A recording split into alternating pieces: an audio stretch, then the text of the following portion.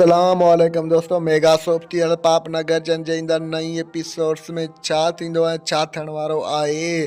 छा नूरो मल्हार खे शादी करण जे लाइ इजाज़त ॾींदो?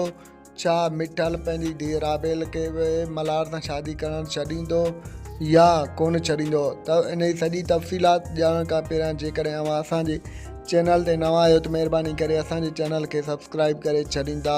दोस्तों, असां हर वीडियो में इहो ई चवंदा आहियूं त असांजे चैनल खे सब्सक्राइब कयो। महिरबानी करे असांजे चैनल खे सब्सक्राइब करे घंटी जे बटन ते प्रेस करे नोटिफिकेशन ते ऑल करे छॾींदा, जीअं हर ईंदड़ नई वीडियो सभ खां पहिरियां अव्हां ॿाहिरनि ताईं वक़्तनि पहुची सघे। हाणे हलूं था मेन ॻाल्हि ॿोल तरफ़, तव्हांजो वक़्तु ज़ाया करण खां पहिरियां।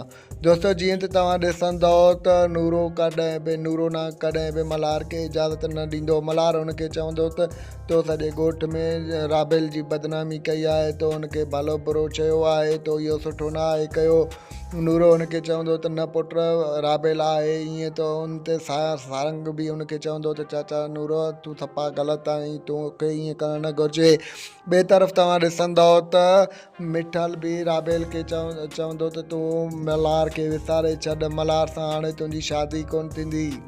त होॾां तव्हांखे ॾिसण वटां मिलंदो त सिकंदर ख़ान बि हाणे जल्द हॉस्पिटल मां मोटी ईंदो ऐं वॾेरे बालाज ख़ान मथां कड़कंदो। ॿिए तरफ़ तव्हांखे ॿुधाईंदा हलूं त गमदिल जे भाउ खे मंठार अगवा करे खणी वियो आहे। इन करे त उहो राबेल जी शादी गमदिल सां कराइणु चाहे पियो। उहो चाहे पियो त मुंहिंजो भाउ राबेल सां शादी करे।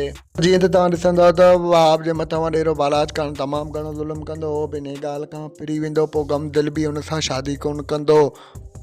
असांजो रिपोर्ट अव्हांखे कीअं लॻो? जेकॾहिं पसंदि आयो हुजे त कमेंट सेक्शन में पंहिंजो राय ज़रूरु ॾींदा ऐं असांजे चैनल खे सब्सक्राइब करे घंटी जे बटन ते प्रेस करे ॾींदा असांखे इजाज़त। रखंदा पंहिंजो ख़्यालु। अल्लाह हाफ़िज़। Thanks for the watching. Javed Ali जलालानी।